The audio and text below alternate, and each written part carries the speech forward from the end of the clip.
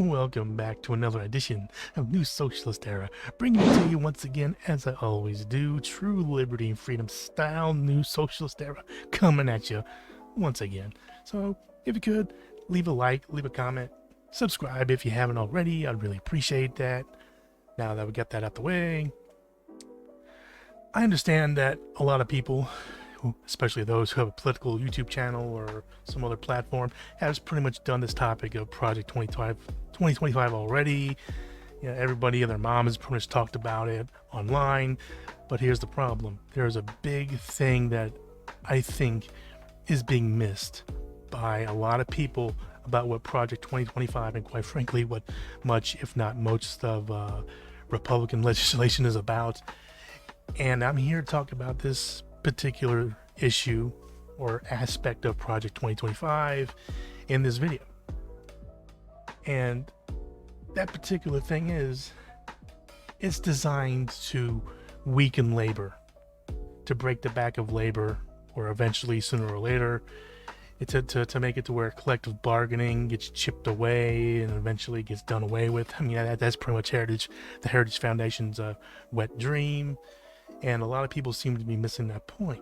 And to me, that seems really, really important. And despite all the horrendous legislative ideas and suggestions that are found within that ungodly long document, quite frankly, gives Karl Marx's Das Kapital a run for its money, it seems. And to me, it's just beyond concerning, because I think too many people are fixated on like individual aspects of what's in that document versus its overall agenda. And the thing is, people miss that because they've been trained not to see such things as being like the systematic purpose of something to achieve that particular goal. And if you weaken labor, you weaken workers' rights, collective bargaining, you make them more, of course, you make the workers overall more desperate. And if they're more desperate, well, guess what?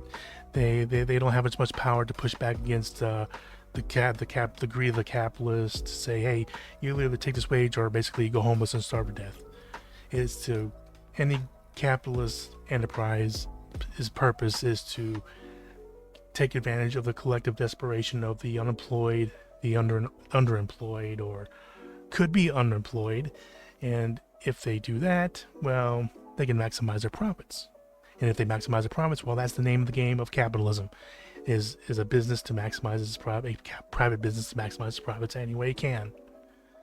And to me, that seems to be the most disturbing part of the whole thing. Now, there is a lot of misinformation going on about Project 2025 and what's going on inside of it, so we got to be really careful and argue on the merits of what's actually in that document, instead of coming up with things that are not in there, so the other side can sort of point to what we're saying is, oh, look, that's not actually in there, these guys are just crazy.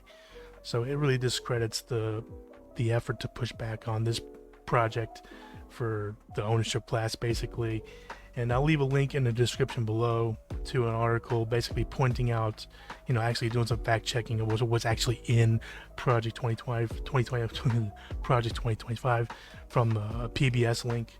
So because of that, I just wanted to make this video real quick to point out that what's going on at this project is basically, by and large, to either weaken as soon as possible or however it can labor power, because right now in America, well, we're experiencing a bit of a revival of the efforts of collective bargaining and union power, and that's scaring the living piss out of the ownership class. So what are they going to do? They're going to do what they can do to push back against that, because the capitalists want to be in the driver's seat totally and completely, to where the workers and everyone else, pretty much by and large, is at the mercy of these capitalists who have no mercy, really, when it comes down to it.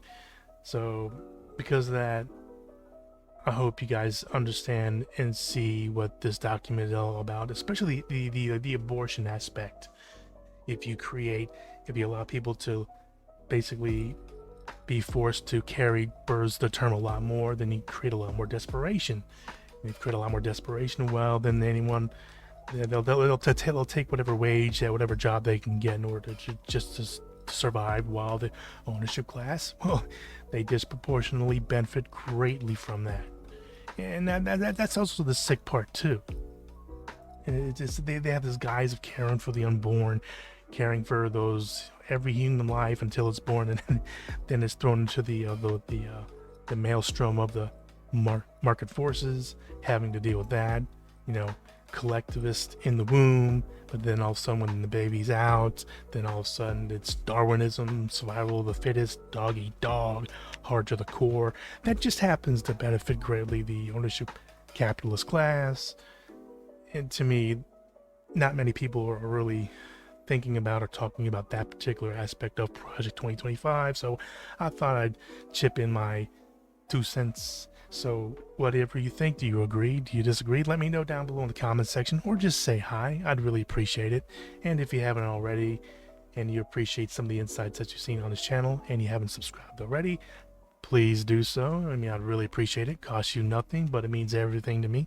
The channel is seeming to be experiencing a bit of a bump in subscribers lately, and that's really nice, and I appreciate every one of your subscribers. You all are just the best. So good. So with that being said, I'll see you all around next time.